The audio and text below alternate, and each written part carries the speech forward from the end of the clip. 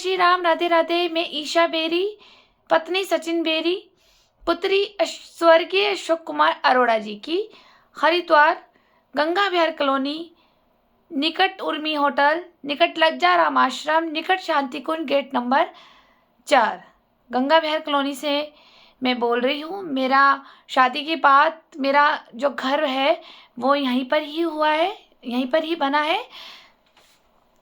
मैं ये वीडियो खास आज जो मैं बना रही हूँ वो मैं माननीय नरेंद्र मोदी प्रधानमंत्री जी, माननीय योगी जी और माननीय पुष्कर सिंह धामी जी हमारे मुख्यमंत्री उत्तराखंड के, और हमारे हरिद्वार के जो विधायक रहे हैं 20 साल से माननीय मदन कौशिक जी, और जो हमारे वार्ड के पार्षद हैं माननीय अनिल मिश्रा जी, और सामने एक वार्ड और लगता है जिसके पार्षद श्रीमती सुनीता शर्मा जी हैं, विदित शर्मा जी की मम्मी। मैं आप सबके आगे अपनी एक रिक्वेस्ट रख रही हूँ। मुझे आशा है कि आप लोग मेरी मदद करेंगे। मैं धामी जी से बोलना चाहती हूँ कि आप मेरे पिता की उम्र के बराबर है। अब आपके आगे एक बेटी हाथ जोड़ के रिक्वेस्ट कर रही है। मेरे साथ एक समस्या हुई है जिसकी समस्या का समाधान मुझे मिल नहीं रहा है। आप मेरी मदद कीजिए, क्योंकि यहाँ पे मुझे इतने सालों से कुछ लोगों ने, कुछ भूमाफिया लोगों ने, कुछ देह व्यापारी लोगों ने, कुछ जो बेकार से आवारा लड़के होते हैं, उन लड़कों ने मुझे मेरे पिता के देहांत के बाद परेशान करना शुरू कर दिया था। मेरा मायका हड़की पौड़ी मोती बाजार नींबू घेर में है। मेरे पापा स्वर्गीय अशोक कुमार अरोड़ा जी, मम्मी रजनी अरोड़ा जी, और मेरे पापा का कोई बेटा पुत्र नहीं हुआ था।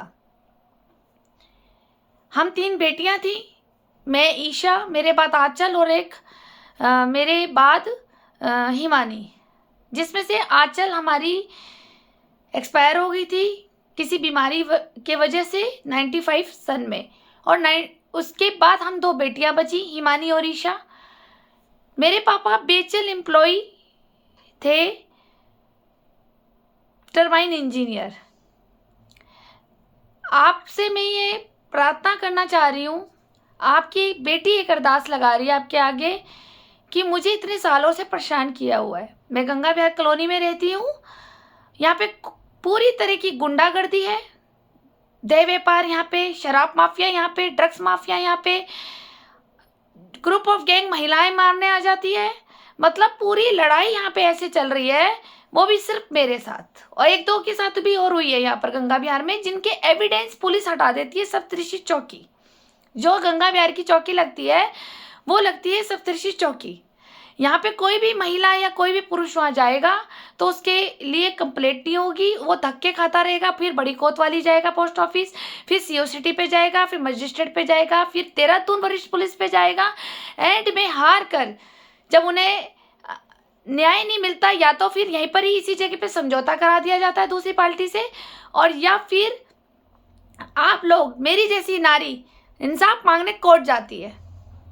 कितना समय बर्बाद होता है। कोई पुलिस विभाग हमारी रक्षा नहीं कर रहा है, कोई पुलिस विभाग हमारी हेल्प नहीं कर रहा है। मैं आपसे एक सवाल करना चाहती हूँ कि क्या पुलिस प्रशासन हमारी रक्षा के लिए नहीं बना है? हम ये जो वर्दी पहनते हैं, इस वर्दी में इतनी पावर है कि इनकी कलम जो एक बार चल जाए तो वो वैलिड हो जाती है। ठीक है, मैं इतने सैल्यूट करती हूँ अपने देश के सिपाहियों को कि ये है तो देश सुरक्षित है, लेकिन यहाँ पर तो जब कभी युद्ध छिड़ेगा तो मुझे नहीं लगता कि बाहर वाले पाकिस्तानी लोगों को या मुसलमान भाइयों को यहाँ गंगा विहार में ज़रूरत पड़ेगी। यहाँ पे खुद एक हिंदू को मारने में लगा हुआ है, हिंदू को काटने में लगा हुआ है, और इतना टॉर्चर मुझे किया जाता है कि मैं बीजेपी की हूँ। जी हाँ, कि मैं बीजेपी की हूँ। क्या बीजेपी में होना गलत है?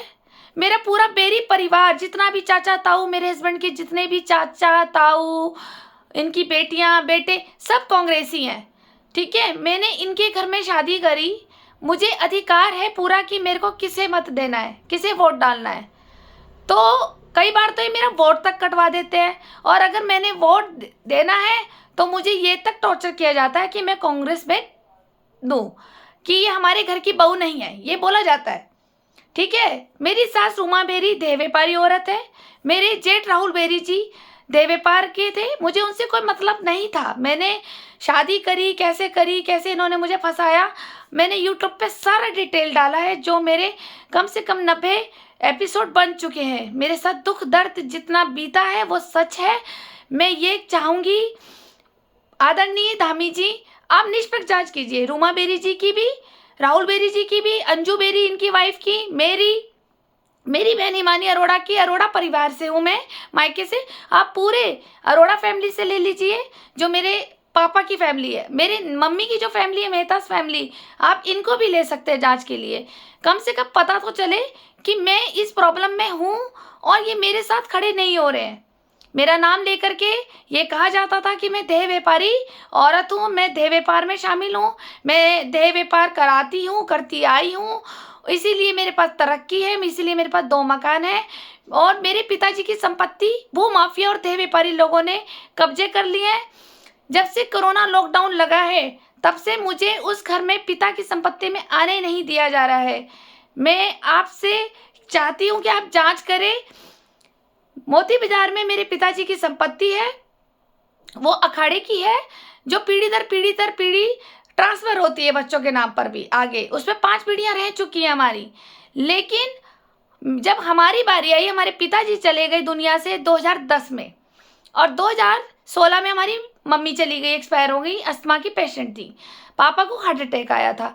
2010 में जब पिताजी एक्सपायर हुए, मेरे ऊपर सारी जिम्मेदारियां आई है। 2010 से ही ये सोच लो कि सिर्फ मेरे पापा की 13वीं ही बनी होगी। उसके बाद से मोहल्ले के सारे लड़के, उसमें कुछ लड़के बहुत अच्छे हैं और कुछ ने तो इतना जीना हराम कर दिया था कि कूड़े का जो ढेर होता है ना, जहाँ पूरा मोहल्ला एक कूड़े को स्टोर करता है कहीं कोने में डालकर, वो सारा कूड़ा उठा करके मेरे घर के आगे लगा दिया जाता था मेरे पापा के जाने के बाद। और इतना सारा कूड़ा लगाते थे कि मैं खुद अपने हाथों से साफ करती थी। जिसने ये हरकत करी थी, ये हमारे मोहल्ले का भोला है, ये भोला है, आप इसकी छानबीन करा सकते हैं।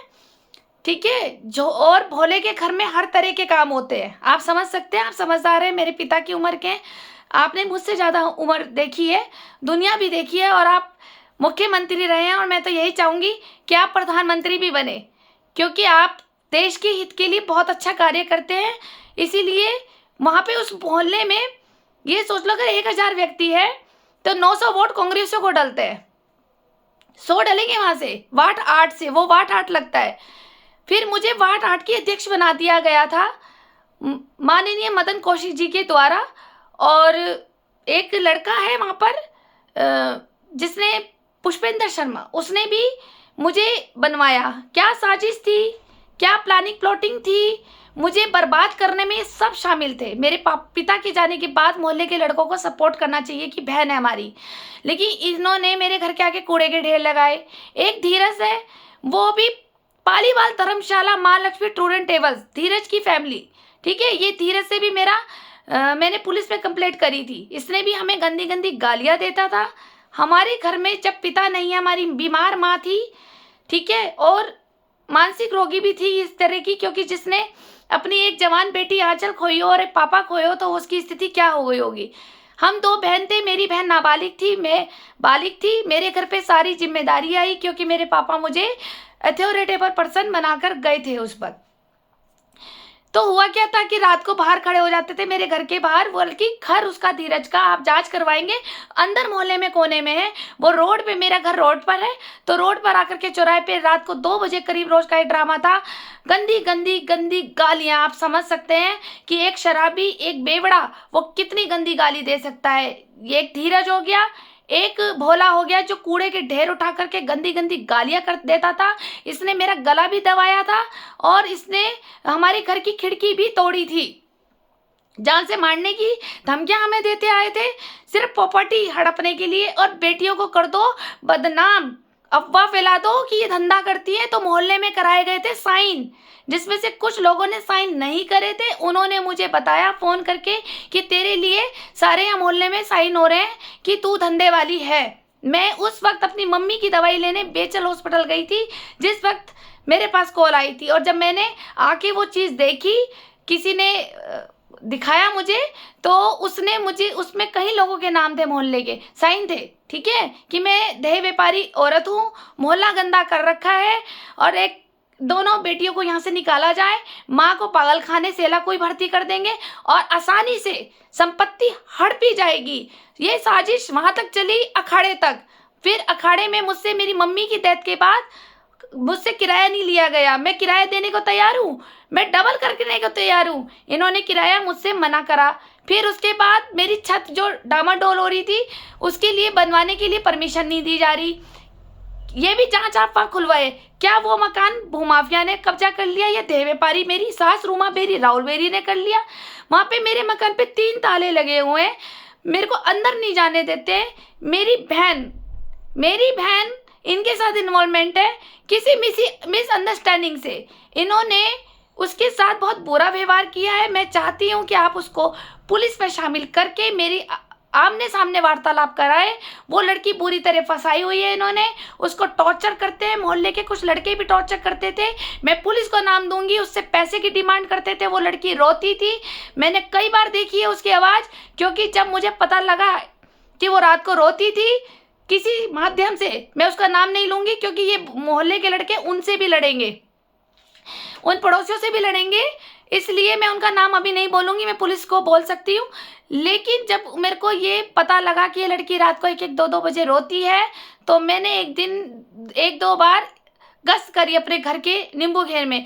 मैं रात को चुपचाप बाहर खड़े होकर होती थी, तो ये किचन में खड़े होकर रोती थी कि मैं पैसे कहाँ से लाऊं, मेरी बहन पैसे नहीं देगी, वो एफडी नहीं तोड़ेगी। जी हाँ, क्यों? क्योंकि पापा मुझे सब कुछ अथॉरिटेबल पर्सन बना गए थे, तो मैं इसकी शादी के लिए अपना पैसा रखा हुआ था। कोई भू माफिया इसके पीछे लगा दिया गया था, मेरी सास रूमा बेरी के द्वारा और राहुल बेरी जी के द्वारा। और राहुल बेरी जी का जब पालीवाल धर्मशाला, जो ये पुराने कांग्रेसी है, मुझे कोई इनसे कोई दिक्कत नहीं थी। आप ये बताइए ना, बीजेपी और कांग्रेसी, ना मुझे बीजेपी खाना दे रही है, ना मुझे कांग्रेसी खाना दे रही है। मेरे वार्ड 8 का भी पार्षद जो है वो अमन गर्ग है। मैं इनसे पूछूं और कि ये मेरे क्यों नहीं निष्पक्ष जांच करते, क्यों नहीं निष्पक्ष समझौता करते? पर नहीं, जो हो रहा होने दो। घर बस प्रॉपर्टी पे नजर है, उस प्रॉपर्टी की नजर है। अशोक कुमार अरोड़ा जी की बेटी को चाहे सूली पे टांग दो, चाहे झूठे आरोप लगा दिए। आप बताइए ना मुख्यमंत्री जी, मैं आप तक ये बता रही हूँ, मैं पुलिस में जब भी जाती हूँ मुझे मेरा चालान काट दिया जाता है। अगर एक पड़ोसी मुझसे लड़ रहा है, उससे कोर्ट में केस चल रहा है मेरा। दीप तिवारी, राजकुमार पलटू मनोहर और राजकुमार पलटू मनोहर और इनकी पूरी फैमिली, दीप तिवारी जी की पूरी फैमिली और जो है शंकर अग्रवाल भूमाफिया, इन सब से मेरा चल रहा है। मुझे नाजायज तंग करते हैं। गंगा बिहार कॉलोनी में मैं हूँ, आप देखिए कहाँ से कहानी चल रही है, नींबू घेर से 2010 से। फिर उसके बाद एक और है कांग्रेस का, सतपाल महाराज जी को मैं पहले प्रणाम करना चाहती हूँ। सतपाल महाराज जी अगर मुझे सुन रहे हैं, आपने जो एक चेला पाला हुआ है ना, सत्यम शर्मा, इस लड़के ने भी इतना जीना आराम कर रखा है। हमें गालियां देता है, जबकि मुझसे उम्र में बहुत छोटा है। अभी मैं कुछ कह दूंगी तो इसकी मम्मी लड़ने आ जाएगी, मम्मी मारने आ जाएगी, ये भी खुद मारने आ जाएगा, गंदी गंदी गालियां देगा हमें माँ बहन की, और मेरी बहन और मेरे खिलाफ करता है। वहाँ पे अभी कुछ 2-3 साल पहले क्या हुआ था कि वहाँ कुछ नाले पे कुछ पाइप वाइप वहाँ डल रहे होंगे, कुछ कंस्ट्रक्शन अमन भाई करा रहे होंगे, तो वहाँ पानी का पाइप काट दिया गया था मेरे घर का।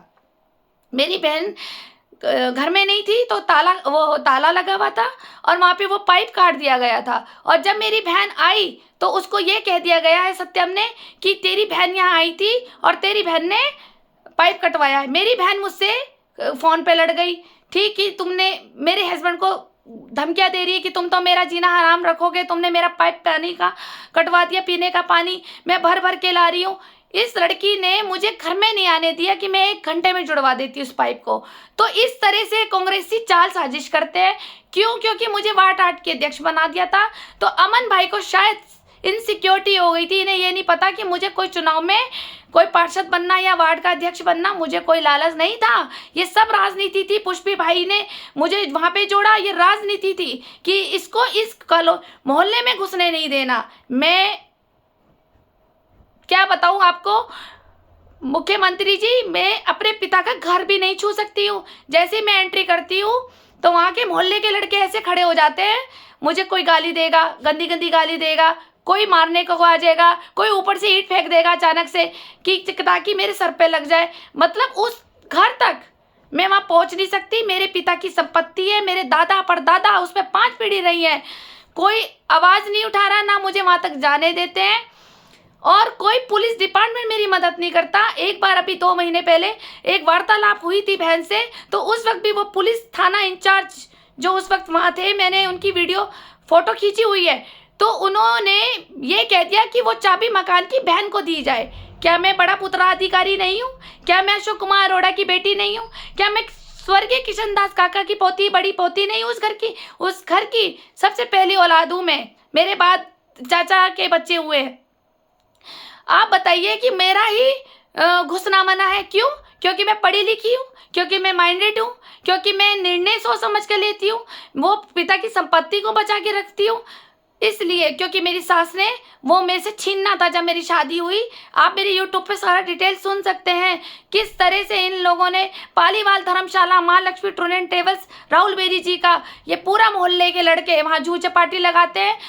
दिखाने में कहेंगे मदन कौशिक जिंदाबाद, धामी जी जिंदाबाद, और पीठ पीछे गालियां देते हैं ये बीजेपी को और मदन कौशिक जी को गाली देते हैं। मैं एक के नाम बता सकती हूँ। और कहते हैं कि हरीश रावत जी आने चाहिए।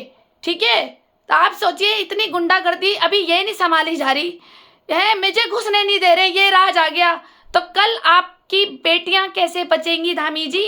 कैसे बचेंगी आपकी बहुएं? आजकल तो इन्होंने क्या ट्रेन बना लिया, ऐसे नहीं ली जा रही है तो लड़कियों को ले लो, बहू बना लो पहले, फिर धंधे पे लगाओ। जी हाँ, ये यही खेलने लग गए अब खेल कि अब तो हमारी बहू हो गई है, नहीं तो इतना टॉर्चर कर दो, इसके पिता की संपत्ति ले लो, जेवर ले लो। मेरी सास ने मुझसे बहुत कुछ ले लिया है, बहुत कुछ लिया है। आप मेरी यूट्यूब पे वीडियो देख सकते हैं। मैं आपसे रिक्वेस्ट कर रही हूँ मुख्यमंत्री जी, कोई पुलिस नहीं मेरी मदद करेगी। मेरे प्रूफ तक एविडेंस मैं कोई जो पुलिस को देती हूँ अपने दुश्मनों के खिलाफ, तो वो भी मेरे एविडेंस हटा दिए जाते हैं और इतना पागल डिस्टर्ब कर देते हैं। मेरे पागल होने का सर्टिफिकेट बनवा रखा है रूमा बेरी और राहुल बेरी जी ने, और इनके साथ अन्य थे व्यापारी भूमाफिया भी हैं। पालीवाल धर्मशाला मैंने आपको बताई दी है, जूझ चपाटी कहाँ लगती है। हमारे मोहल्ले के लड़के जो मैंने आपको बता दिए कि खासकर नाम भोला, ठीक है, ये क्या कैसा है आप छानबीन में पता लगा सकते हैं। उस मोहल्ले में इसके घर भी सारे काम चलते हैं। मेरी बहन इन्हीं के घर में बैठती थी, हिमानी अरोड़ा। इसको मैनिपुलेट करा, मेरे खिलाफ करा, मेरे खिलाफ भड़काया, और इन्होंने मेरे को बेवकूफ़ बनाने के लिए बहुत षड्यंत्र रचे जा रहे हैं। सिर्फ मेरे पिता की संपत्ति नहीं छोड़ रहे, 5 साल से ताले लगे हुए, कोई कोर्ट, कोई ऑर्डर, कोई नहीं देगा। मैं इसलिए आपसे कह रही हूँ कि आप हमारे मुख्यमंत्री हैं, आप प्लीज़ मेरे साथ पुलिस भेजिए, उस ताले को तोड़वाएं, तभी वो पता लगेगा। क्योंकि मैं जब भी वहाँ तक जाती हूँ तो मेरे पे हमला होता है जानलेवा, मेरे को जान से मारना चाहते हैं ताकि मैं मर जाऊंगी तो मेरे पिता की संपत्ति आसानी से ले ली जाएगी, और मेरे ये वाली जो गंगा विहार वाली कॉलोनी की भी संपत्ति है, ये भी हमारी खून पसीने की है, मेरे हस्बैंड की, ये भी ले ली जाएगी। और जो मेरे देहरादून में जो मकान हमने बनाया है अभी 5 साल पहले, ये भी ले लिया जाएगा। ये सारी साजिश प्लानिंग मेरी सास रूमा बेरी, मेरी जेठ राहुल बेरी, मेरी जेठानी अंजू बेरी, बेरियों का तो पूरा परिवार लगा लो आप पूरी छानबीन में उठा सकते हो। क्योंकि मैं बीजेपी की हूँ, सारे कांग्रेसी हैं इनके यहाँ, मेरे पति भी बीजेपी है, मैं भी बीजेपी हूँ। पूरी कॉलोनी में झंडा मेरा ही कमल के फूल का लगा था। बता सकते हैं आपको विदित पार्षद और अनिल मिश्रा जी, मेरे को जान का खतरा हो गया इस कॉलोनी में। सबने कांग्रेस कर रखा था, लेकिन मैंने कहा नहीं, मैं माननीय मदन कौशिक जी से कभी धोखा नहीं करूंगी, क्योंकि मैं कभी कि मैं गद्दार नहीं हूँ, मैं तो किसी के घर में नमक भी खाती हूँ ना, तो भी मैं अपनी ईमानदारी उसके साथ चलती हूँ। मेरे साथ इतना कुछ हो रहा है, मैं पूरे पूरे इस मोहल्ले में, इस गंगा विहार में ऐसा लगता है कि मैं हिंदुओं के मोहल्ले में मैं मुसलमान रह रही हूँ। मुझे इस तरह से जान का खतरा है। और मेरे पिता के मकान पे भी मुझे वहाँ जीने को ही देते हैं। अभी मैं जैसे जाऊँगी फिर पीछे कोई लग जाएंगे देह व्यापारी के लड़के, कोई गालियाँ देगा, कोई कुछ करेगा, कोई लड़ने को तैयार हो जाएगा। मेरी बहन तक वहाँ तक पहुँचने नहीं देते। आखिर क्यों? आप छानबीन कराइए। 2010 में कौन पुलिस डिपार्टमेंट थी, कौन सीओसीटी था, कौन? और आपको एक बात जानकारी में मैं देना चाहती हूँ, मेरे पापा जब से एक्सपायर हुए, मेरे घर में रात को कभी 2 बजे, कभी 3 बजे, कभी सुबह 5 बजे, कभी सुबह 6 बजे जेट्स पुलिस मेरे को लेने आती थी। आखिर कौन था वो भूमाफिया वहाँ का? कौन था जो मेरे को परेशान कराता था? मैं आए दिन चौकिया ही जाती रही, कितना मेंटल हैरेसमेंट होता रहा। एक मेरी माँ मानसिक रोगी थी, मेरी बहन बच्ची 13-14 साल की थी हिमानी, जब पापा एक्सपायर हुए। मेरी 2 जिम्मेदारी जिसे मैं निभाती निभाती मर गई, सिर्फ इसीलिए कि मेरे पास पापा का पैसा मेरे पास है और मकान मेरे पास है, कि इसके होते हुए इन माँ बेटियों से नहीं छीना जा सकता। इसलिए इसको, जो पढ़ी लिखी है इसको ख़त्म कर दो। इसमें मेरा दिमाग आए दिन चौकी, मैं चौकी। आपकी बेटी हूँ मैं भी। क्या एक अनमैरिड लड़की, जब मेरी शादी भी नहीं हुई थी 2010 में, मेरी शादी हुई है 2012 में, 2 साल मैंने पुलिस को झेला। कौन था यहाँ का थाना इंचार्ज कोतवाल? आप पता कराएं, जांच बिठाएं, कौन था यहाँ पे। और एक हड़की पौड़ी चौकी में मोहन सिंह भंडारी जी ने बड़ा तंग करा हमें। मेरी मम्मी 2016 में जब एक्सपायर हुई, मेरी मम्मी 8 जनवरी को 2016 में एक्सपायर हुई, तो 20 जनवरी को एक लेटर आ जाता है हड़की पौड़ी चौकी में कि हमने अपनी माँ को मारा है, जिसमें कि हम अपनी माँ के घर जाते ही नहीं थे क्योंकि वो मानसिक रोग पे बीमारी थी। मेरी मम्मी को धमका रखा था रूमा बेरी ने कि अगर तेरी लड़की आ गई तो जान से ख़त्म कर दूंगी। तो मेरी मम्मी भी नहीं आने देती थी, ना मेरी बहन हिमानी अरोड़ा आने देती थी, तो मैंने जाना ही छोड़ दिया। शादी मेरी 2012 23 अक्टूबर में हुई थी। ये सोच लो 24 अक्टूबर में मैंने अपने घर में पैर रखा, तो उसी दिन से मेरे लिए दरवाजे बंद हो गए थे हिमानी अरोड़ा के द्वारा और मेरी मम्मी के द्वारा। मम्मी का तो मैं बुरा मानती नहीं थी, पर मेरी बहन ने भी मेरे लिए दरवाजे बंद करे उस पिता और दादा की संपत्ति पे आने के लिए। अब मैं कहती हूँ आप इसकी जांच करें हिमानी अरोड़ा की, कैसा ये क्यों छुपी भी है, मेरे सामने नहीं आती है। तब से मैं घर नहीं जाती थी। 2016 में जब मैं घर गई तो मेरी मम्मी जब एक्सपायर हो गई 8 जनवरी 2016 में, तो 20 जनवरी 2016 में एक लेटर आता है कि हमने अपनी माँ को जान से मारने की कोशिश की थी, उसको कुछ मार दिया या कुछ खिला दिया। अब आप सोचो 8 जनवरी को वो मरी, 20 जनवरी को लेटर आ गया। कौन तंग करा रहा था हमें? मोहन सिंह भंडारी जी थे और एक राजेंद्र शाह उनकी चौकी में थे हड़की पौड़ी पे। आप इनसे जांच ले सकते हैं कौन था ऐसा भूमाफिया। मेरी माँ मरी तो उस वक्त क्यों नहीं आए? उसी वक्त उठाते, मेरी माँ की डेड बॉडी उठाते, पोस्टमार्टम कराते, पता तो चलता मेरी माँ को किसने दे दिया। चाहे मोहल्ले के लड़कों ने दे दिया, मोहल्ले के काफ़ी लड़कों ने मेरी मम्मी से पैसे ले रखे हैं, इसीलिए हो सकता है इन लोगों ने मारा हो मिल करके मेरी माँ को। इन्होंने बहुत पैसे लिए क्योंकि वो मानसिक रोगी थी, और ये तक करा दिया गया था कि मम्मी के सारे चेक बंद करा दिए थे इन लड़कों ने, ठीक। और मैं जैसे मेरी मम्मी कुछ ना कुछ एटीएम उन्हें चलाना नहीं आता था, जब विड्रॉल करती थी उनका एटीएम बना ही नहीं था, तो एटीएम भी बन गया। फिर एटीएम भी बन गया मेरी अनुपस्थिति में। किस लड़के ने बनवाया? कोई तो है ना मोहल्ले में। फिर वो ही एटीएम से विड्रॉल हुआ अलग अलग जगहों से, एक एटीएम मशीन से नहीं हुआ।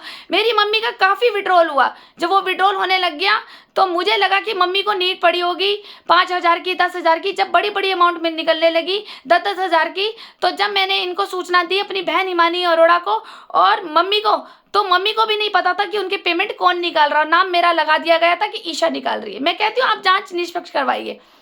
फिर उसके बाद इनको ये पता लग गया कि मम्मी का विड्रॉल जो मैसेज आता है ईशा के मोबाइल में आता है, तो वहाँ से भी डिस्कनेक्ट करवा दिया बैंक से मेरे को पता ही नहीं लग रहा मम्मी कितने पैसे निकाल करके लड़कों को दे गई। फिर मम्मी को जब पैसे नहीं मिल रहे थे तो ये मम्मी ने मुझे एक बार कान में डाला कि इन लड़कों ने मेरे से पैसे ले रखे, तू दिलवा दे।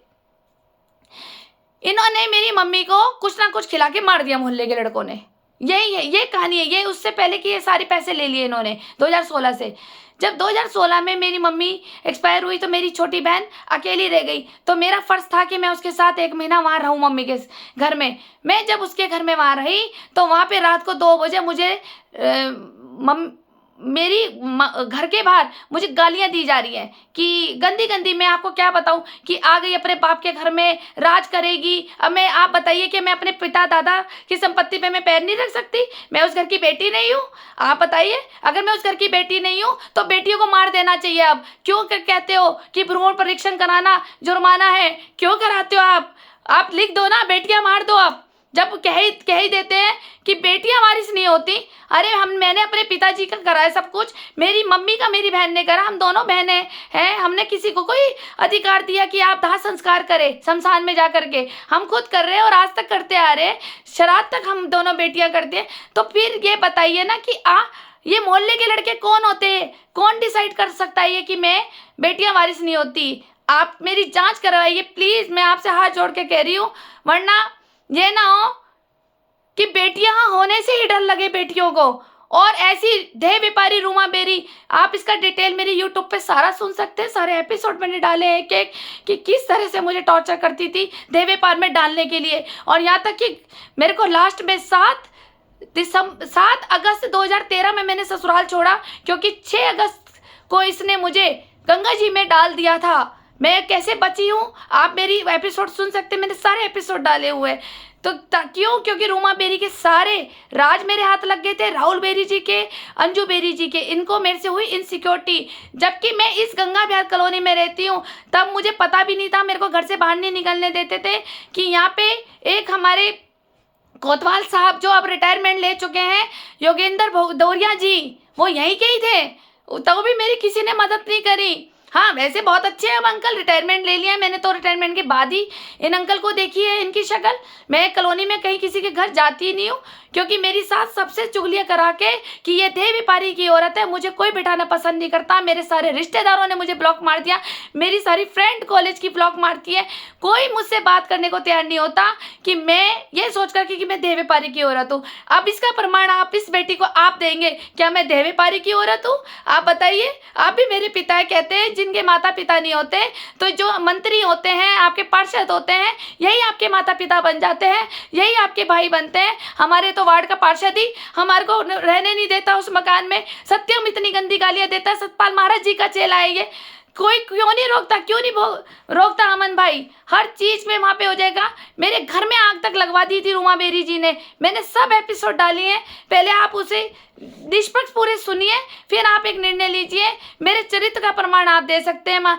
मैं आपसे कह रही हूँ धामी जी, प्लीज आप ही मेरी लाज बचा सकते हैं। और एक रिक्वेस्ट और है, मेरी बहन अपनी लाइफ में कुछ भी करे, मुझे उससे कोई लेना देना नहीं है। मेरी घर की बेटी थी, मुझसे 15 साल छोटी है, मैंने उसे माँ बन के पाला है। मेरे पास कोई संतान नहीं है, मैंने किसी लिए कोई एडॉप्ट भी नहीं करी थी। लेकिन मेरी बहन को मैनिपुलेट करा इन राहुल बेरी जी ने। पालीवाल धर्मशाला मोहल्ले के लड़के जहाँ जहाँ ये बैठती थी, और मेरी सास रूमा बेरी, इसको कहीं ना कहीं गलत फंसाया, जानबूझ के पुलिस के छापे पड़वाए, पुलिस ने इसे अरेस्ट किया और इसको जेल भी हुई है। और उसके बाद इसको निकालने की एक फीस ली है।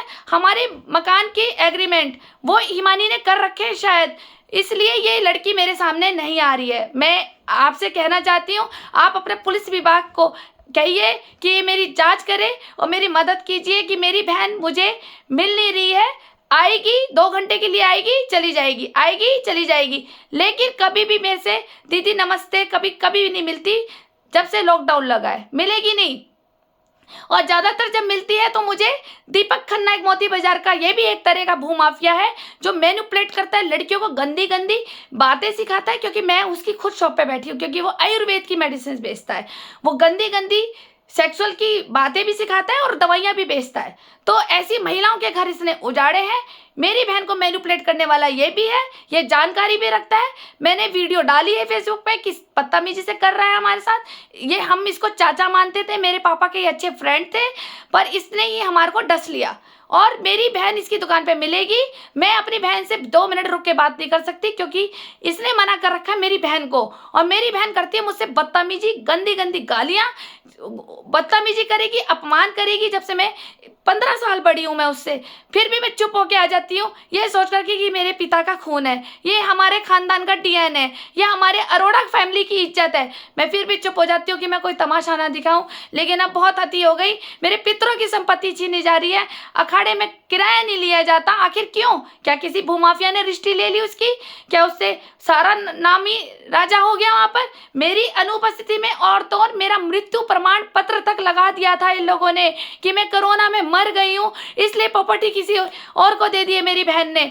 मेरी बहन मेरे सामने नहीं आ रही है, ये कुछ भी करे मुझे कोई दिक्कत नहीं है, ये कुछ भी करे, उसकी अपनी पर्सनल लाइफ है, चाहे इन्हें शादी कर ली, चाहे मुसलमान से कर ली, किसी से भी कर ली, मुझे कोई दिक्कत नहीं है।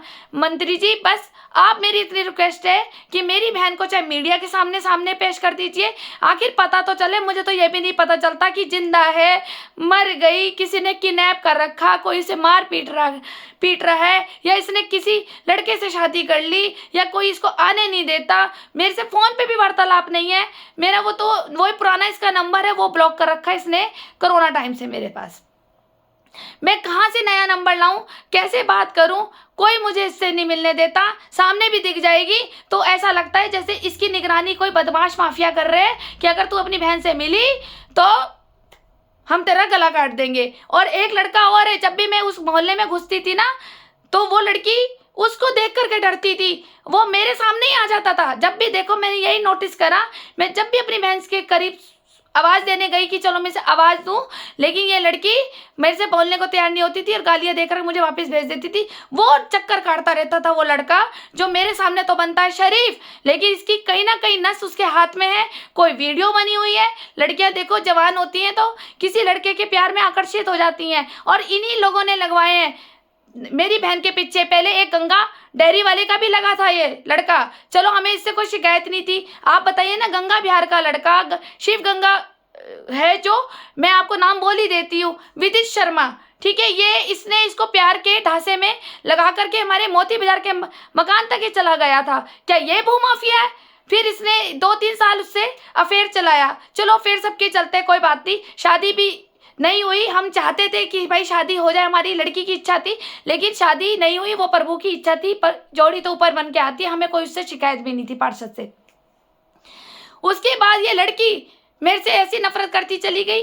मेरी सास रूमा बेरी देह व्यापारी औरत क्या करने जाती थी मेरी अनुपस्थिति में? आप सोचिए ना, जब बहू से मतलब नहीं, बहू पे कफन डाल दिया इसने 2013 में, तो मेरी बहन के घर में ये देह व्यापारी लड़कियां भी लेके जाती थी और उसको भी मैनिपुलेट करके उसके ऊपर भी सब कुछ करा करो के, आप ये कानून तो नहीं जानता, लेकिन तंत्र प्रयोग करा करके उसको अपने वश में करके उसको अपने घर ला करके इसने इसकी ज़िंदगी बर्बाद करी। क्योंकि रूमा बेरी जी ने मुझे कहा था, तू मेरे से जब अलग हुई है, तू मेरा लड़का ले गई है ना, 2013 में मैं अलग हो गई थी जब इन्होंने मेरे को गंगा जी में धक्का दे दिया था, रूमा बेरी जी ने, तो तू मुझसे अलग हुई है ना, तो अब तू देखियो मैं तेरा क्या हाल करूँगी, तो पूरे भारत में रह ले, तो मेरा नाम रूमा बदल दियो अगर तू पूरे भारत में रह ले। अब इसने क्या करा, मेरी बहन को बदनाम करके, मेरी बहन के साथ कुछ गलत कारनामे करा करके, कुछ कांड में फंसा करके इसने वो काम कर दिया। मेरे पिताजी की, अरोड़ा फैमिलीज की इज्जत खराब कर दी, और उसके बाद कोना डिफेम कर दिया सारे रिश्तेदारों में, फ्रेंडों में,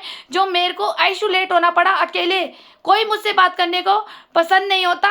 मजबूरी में मैंने यूट्यूब बनाई और फेसबुक बनाई ताकि मैं अपना सच रखूं, और मैं निष्पक्ष सरकार से जांच चाहती हूं, चाहे आप सीबीआई ब्रांच लगाए हमारे पीछे, लेकिन मैं चाहती हूँ 2010 से लेकर के 2024 तक का, और गंगा बिहार में जो भी कांड होते हैं क्यों पुलिस नहीं लिखती, मेरे ऊपर कैमरे लगाए जाते हैं पड़ोसियों के द्वारा, वो जांच क्यों नहीं हटे पुलिस से आज तक? उस वक्त भी किसी पुलिस ने मेरी मदद नहीं करी। लग रहे हैं तो कमरे लगने दो। और आप जान सकते हैं कि ये गंगा बिहार कॉलोनी किसके नाम से फेमस है? वो सब धनराज सेठ, रूमा बेरी, राहुल बेरी, अंजू बेरी, अन्य देह माफिया, भू माफिया और देह व्यापारी लोग सब इन्वॉल्वमेंट है। ग्रुप ऑफ गैंग महिलाएं आ जाएंगी, वो मार देंगी, घर में बदमाशी, गुंडागर्दी पूरी यहीं चल रही है। मुसलमान भाइयों की ज़रूरत नहीं है। इस तरह से हमले हो रहे हैं, करवाते हैं कोई और पार्टी, पर नाम ले देते हैं कि मदन कौशिक जी करा रहे हैं। मेरे पास ऐसे कुछ लोग आए हैं कि अरे तू तो बीजेपी की अध्यक्ष थी, तेरी मदद नहीं होती ना, देख तेरे ताले भी नहीं खुल रहे हैं, और देख ये तो यही करा रहे हैं मदन कौशिक जी, तेरी प्रॉपर्टी पे नजर है, तेरी बहन को खराब करने का मामला ही नहीं का है। अब बताओ मैं क्या बोलूँ? ये तो आप समझ गए दूसरी पार्टी बोलेगी खिलाफ, इतनी तो समझदार मेरी भी हो। आप निष्पक्ष जांच करके मुझे दीजिए, आखिर करा कौन रहा है ये? और जो ये सत्यम, भोला और भी अन्य लड़के हैं मैं उनके नाम पुलिस को दूंगी जब आप मेरी ये जांच करा देंगे। मैं ये सोच रहा हूँ कि मैं एक आपके लिए एक मतदाता नहीं बोल रही हूँ, आपकी बेटी बोल रही हूँ, क्योंकि मेरे माता पिता इस दुनिया में नहीं है। वो लड़की की जान खतरे में है, या तो ये उसे जान से मार देंगे, मुझसे मिलने नहीं दे रहे।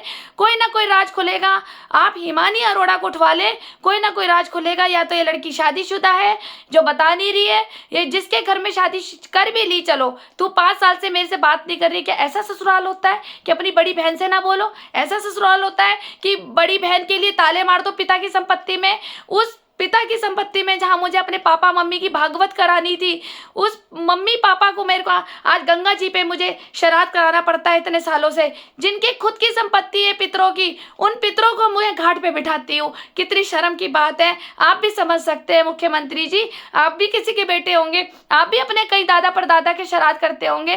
कहते हैं कि पितर अपने घर में बड़े खुश होते हैं, मैं अपने मम्मी पापा का श्राद्ध मैं खुद घाट पे करती हूँ, मैं वीडियोस भी डालती हूँ उस वक्त की। मेरे पास आप लेना चाहें तो आप देख सकते हैं। मैंने तो अपनी भागवत भी करवानी थी अपने मम्मी पापा की, पर मेरे लिए वो ताले बंद हो गए हैं। क्यों, आखिर क्यों? आप ही मुझे इसका रीज़न दीजिए। मैं थक चुकी हूँ सारे पुलिस विभाग में जा कर के। हर एक बंदा ये चाहता है मेरे पास आएगी तो हम इसको अपने पैरों में झुकाएंगे और इसको गलत बनाएंगे। वो हो रहा ना, सारी तालाब की मछलियाँ गंदी हो गई हैं। एक मुझे अपने में इन्वॉल्वमेंट करना चाहते हैं, मुझे टॉर्चर करते हैं इतना कि मैं देह व्यापारी में इन्वॉल्व हो जाऊं, मैं रूमा बेरी जी के साथ हो जाऊं, राहुल बेरी जी के साथ हो जाऊं, और अन्य जो है जो टॉर्चर करते हैं मुझे दूसरे पार्टी के लड़के, ये चाहते हैं कि मैं इनके साथ इन्वॉल्वमेंट हो जाऊं। क्या आप चाहेंगे आपकी ये बेटी इन कामों में इन्वॉल्वमेंट होए? आप बताएं, मुझे निष्पक्ष जांच कराए। मुझे तो अब किसी पे विश्वास नहीं होता, ना पुलिस विभाग पे ना वकील विभाग पे, होता ही नहीं। क्योंकि मेरी सास और राहुल बेरी जी का कहना है, एसपी डीएसपी डीआईजी जितने भी कोतवाल, तो पूरी चौकियाँ चली जा, कहीं भी चली जा, तो दिल्ली तक चली जा, क्योंकि देह व्यापारी लोग तो ऐसी बात करेंगे ना, तेरी कोई सुनवाई नहीं होगी जब तक तू रूमा के नीचे नहीं गिरेगी। मेरा नाम रूमा है, कहा था ना कि देख तू मेरा लड़का ले जा रही है। तो आप बताइए, मैंने शादी करी, धूमधाम से शादी करी, मेरा सारा दहेज भी लूट लिया है, कितने पैसे खाए हैं इस औरत ने, मैंने सब वीडियो में डाले हैं, वीडियो भी है मेरे पास शादी की। इसने मेरे से क्या क्या दहेज नहीं लिया। जिस मकान में रह रही है वो मेरे हस्बैंड ने बनाया है, तब भी हमने वो घर छोड़ दिया, हमने इससे एक चवन्नी भी नहीं ली। उसके बाद भी हमने अपनी मेहनत से दोबारा खड़े हुए, तो हमारा ये सब कुछ छीनना चाहती है। माफिया लोगों की धमकी देती है, जिसमें एक खुला नाम तो पूरा बोलती है कि पालीवाल जी। मैं पूछू पालीवाल भैया का मैंने क्या बिगाड़ा? मेरे मोहल्ले के लड़के भी पालीवाल जी का नाम लेते हैं। यहाँ पे भी पालीवाल जी का, जिस पड़ोसी से मेरा झगड़ा चल रहा है, ये भी पालीवाल जी का नाम लेता है, और धनराज सेठ का। आप समझ गए? आप यहाँ आए भी है उनके घर में कि एक नामी व्यक्ति है वो, हमारे सम्मानीय व्यक्ति है वो भी, लेकिन फिर भी आप देख लीजिए गुंडागर्दी इतनी कि एक बहू के साथ कोई खड़ा नहीं हो रहा। क्या मैं इतनी गंदी हूँ? क्या मैं सच में देह व्यापारी हो रहा तू है? ये दो गुटखे खाने वाले, शराब पीने वाले, इनको खरीद लेते हैं और चौकी में मेरे खिलाफ गवाही दिलवा देते हैं पुलिस को। आखिर क्यों? फिर पुलिस जब निर्णय ही नहीं ले पा रही है कि सही क्या क्या गलत है, तो क्यों रखते हैं आप ये पुलिस? और पुलिस भी अपना हर मोहल्ले में एक मुखबर रखती है, वो मुखबर भी 500 रुपए में बिक जाता है, वो मुखबर भी 2-2 रुपए के गुटकों में बिक जाता है। मेरे मोहल्ले के वहाँ नींबू घेर में एक शराब की बोतल दो तो पुलिस को झूठे बयान दिया जाएगा, अरे ये तो महिला गलत है, दूसरे के कहने पे। क्यों? क्योंकि दूसरी पार्टी से 500 रुपए मिल गए। अब जो 500 रुपए मिल गए हैं, पुलिस तो वहीं बैठ के अंदर कोतवाली से फोन करके पूछ लेती है कि हाँ भाई तेरे मोहल्ले में ही झगड़ा हुआ, कौन सही कौन गलत। पुलिस तो हिलने का नाम ही नहीं लेती है कि हम निष्पक्ष जांच करें, हाल तो देखे, उसकी बैकग्राउंड तो देखे, उसका फैमिली स्टेटस तो देखे, क्या ये व्यक्ति ये झगड़ा कर सकता है, क्या सब चीज़ पहचान कर सकती है पुलिस। लेकिन पुलिस अपनी ड्यूटी पे तो अब ऐसी ठंडी होके बैठी हुई है कि बस जो हो रहा होने दो समाज में। जब आज हमने ये लड़ाई नहीं रोकेंगे, आज ये भूमाफियों को नहीं रोकेंगे, हम देह व्यापारियों को नहीं रोकेंगे, तो आप सोचिए ना, तो ये तो युद्ध, ये भी बांग्लादेश बनेगा, यहाँ पे भी लड़ाइयाँ होंगी, यहाँ पे हिंदू हिंदू को काटेगा। फिर पता लगेगा इस पुलिस विभाग को कि कैसे भीड़ संभाली जाती है। आज 2-4 लड़के नहीं मोहल्ले के सीधे करे जा रहे हैं इनसे, ठीक है। कंप्लेंट करने जाओ तो इग्नोर कर देते हैं। मेरे साथ तो बहुत बड़े बड़े कांड हुए हैं, ये आपको तो गिनती के 2-4 नाम दिए जिन्होंने बहुत ज़्यादा टॉर्चर किया है। 2010 से लेकर 2024 आ गया, कोई मेरी सुनवाई नहीं कर रहा। ये इतने साल मैंने मानसिक हरेसमेंट में उतार दिया। और आप सोचिए कि मेरे को इतनी प्रॉब्लम है, मैं एम्स हॉस्पिटल से भी ट्रीटमेंट ले रही हूँ, मनोरोग विभाग से, क्रोनिक इंसोमिनिया, एंग्जाइटी और डिप्रेशन, ये तीनों का मेरा ट्रीटमेंट चल रहा है। आप मेरा सारे पेपर्स देख सकते हैं। कौन टॉर्चर कर रहा है मुझे, यही सब ना। और इसी बीमारी के बारे, जो मेरे को क्रोनिक इंसोमिनिया हुआ है, इसके कारण मुझे जानलेवा बीमारी ल्यूपस हो गई। आप सोचिए कि मैं कितने दिन की मेहमान हूँ। मैं सिर्फ इस बच्ची से मिलना चाहती हूँ, वो मेरी बहन नहीं, मेरी बच्ची है। एक माँ से जुदा कर रखा है इन्होंने 5 साल से। वो सामने भी दिख जाएगी पर वो बात नहीं करेगी, क्योंकि उसके पीछे कोई माफिया लगा रखे है मेरी सास ने, रूमा बेरी ने, कि बोल तू अपनी बहन से कैसे बोलेगी। क्यों? क्योंकि रूमा बेरी के अंदर एक नार्सिसिस्ट पर्सन है कि तू मेरे बेटे को ले गई ना तो मैं तेरी बेटी छीन लूंगी, और तेरी बेटी को मैं धंधे वाली ना बना दूं तो मेरा नाम रूमा नहीं, तेरे बाप की इज्जत में ऐसे चप्पल में कुचलूंगी कि तू मेरे आगे घुटने टेकेगी। क्योंकि ये सब कांग्रेसी हैं, मेरा पूरा बेरी परिवार कांग्रेसी है। मेरे को इतना टॉर्चर कर रखा है क्या और मेरी सास ने ये तक कह दिया था कांग्रेसियों को कि ये इसके घुटने ना टिका दिए ना तुम्हारे आगे, जो बीजेपी छोड़ के भागेगी तुम्हारे आगे ही टिका दूंगी मैं, फिर कहना मैं रूमा हूँ। जी हाँ, और मैं सतपाल महाराज जी से कहूंगी कि जरा अपनी टीम अच्छी बनाए ना। सत्यम जैसे गाली गलौच वाले लड़के वहां पे बना रखे, मुझे मेरे घर तक नहीं घुसने देते।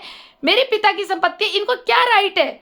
मेरी सास हो चाहे कोई भी हो, आप बताइए ना क्या राइट है इन्हें में कि मेरे के वहाँ ताले लगे हुए हैं, कोई जानकारी नहीं दे रहा। आप एक बार हिमानी अरोड़ा को ढूंढ लें, हिमानी अरोड़ा से पूछिए और बताएं कि जब अशोक कुमार अरोड़ा जी की 2 बेटियां हैं, एक बेटी का कैसे अधिकार है उस पर ताला मारने का? ताला मार करके रहती का है, और दिन में दिख जाएगी, रात को 10-11 बजे ताला मार के चल देगी, फिर सुबह 6 बजे आ जाएगी, पूरी रात ताला लगा रहता है। आप समझदार है कहाँ जाती होगी? आपको पता होगा या शादी, अब तो ये भी शादी भी दिखा देंगे किसी भूमाफिया के साथ, किन्ने शादी करके रह लिए। अरे चाहे कैसा भी सच हो, कितना भी कड़वा सच हो, मैं हजम कर लूंगी, लेकिन मेरे सामने तो एक बार वार्तालाप कराए। मैंने 1-2 बार के आगे बोला था किसी को फोन करके कि मेरी बहन से मेरी बात करा दीजिए, वो भी एक माननीय है, लेकिन ठीक है उन्होंने नहीं मदद करी। कोई मदद नहीं करता मंत्री जी, कोई नहीं। हर एक औरत को एक ही जिस्म की चीज़ देखी जाती है कि ये कब हमारे आगे घुटने टेके और कब हम इसका इस्तेमाल करें। क्या मैं ये काम करने के लिए उतरूं? मैं ये काम करने के लिए नहीं उतरूंगी। मैं आपसे अरदास लगा रही हूँ, एक बेटी जिसके सर पे माता पिता नहीं है, कि मेरे पितरों की संपत्ति मुझे वापस दिला दे। मुझे उसका लालच नहीं है, आप चाहे तो मैं आपको गिफ्ट दे दूंगी, लेकिन एक भूमाफिया उसमें ताले लगे हुए हैं। मेरी बेटी गायब है, मुझे यही नहीं पता कि जिंदा है, मर गई है, शादी कर ली है, अलग कौम में है, या रूमा बेरी के साथ है, या राहुल बेरी के साथ है, कुछ नहीं पता लगने देते मुझे, और बता नहीं रहे हैं मुझे।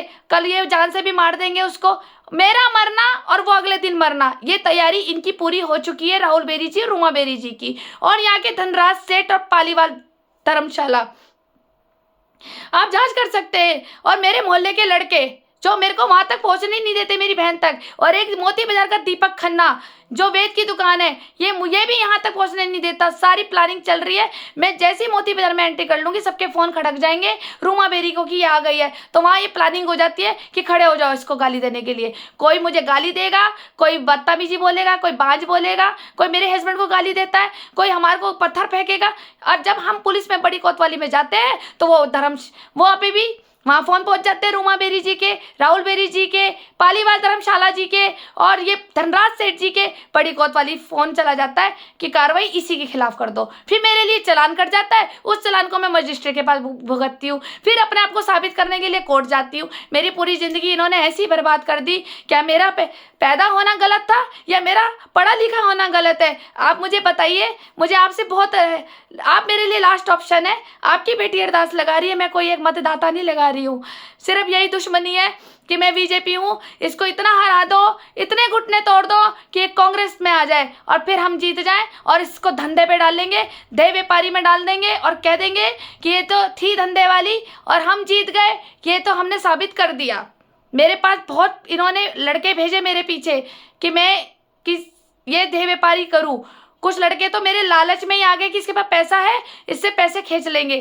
तो मैं कैसे कैसे बचूं? मैं बहुत मानसिक पीड़ा में हूँ। आप समझ सकते हो कि आप मेरे को नहीं, एक बेटी को जीवन दान देंगे और मेरी बहन को भी एक बार ला दे, अगर वो सुरक्षा में है तो मेरे अंदर जान आ जाएगी। आप समझ सकते हैं कि अपना एक बच्चा, एक लास्ट ही वो मेरा बच्चा जिसे मैंने पाला है, 15 साल छोटी है वो, मैं उसकी फ़ोटो भी आपको दिखा सकती हूँ। मैंने उसे माँ बन के पाला था और आज ये इन्होंने मेरे से बच्चा छीन रखा है।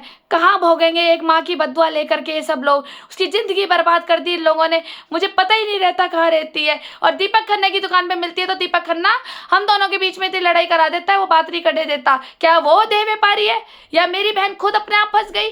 कुछ तो राज निकलेगा। एक बार प्लीज़ आपसे हाथ जोड़ के कह रही हूँ, अशोक कुमार अरोड़ा जी की बेटी, आपको मेरे पापा बहुत दुआएं देंगे, मंत्री जी बहुत देंगे। आप एक ये पूरी कर दीजिए। देखो दूसरी पार्टी जीतनी नहीं चाहिए, मुझे कांग्रेस से कोई नफरत नहीं है, बल्कि जान का खतरा है मुझे इन सब से। इन्होंने मेरे को घुटने टिकाने हैं, पूरे बेरी परिवार ने और मेरे मोहल्ले के लड़कों ने और मेरी सास रूमा बेरी ने एक शर्त लगाई हुई है किसी कांग्रेसी नेता से कि ये लड़की तुम्हारे को मैं दूंगी तुम्हारे बिस्तर पे। ये मेरी रूमा की जिद है, तो मैं गर्दन मैंने झुकाई नहीं, कटवा लूंगी लेकिन झुकाऊंगी नहीं। लेकिन प्लीज़ आप मेरी मदद करें, मुझे सपोर्ट करेंगे, मेरे को हिम्मत मिलेगी, मुझे लगेगा साक्षात मेरे पापा आ गए उतर के। मैं आपको बहुत दुआएं दूंगी, मैं बहुत, आप बस मेरी ये समस्या सुलझा दीजिए। सॉरी, मैं बहुत परेशान हूँ। धन्यवाद, थैंक यू।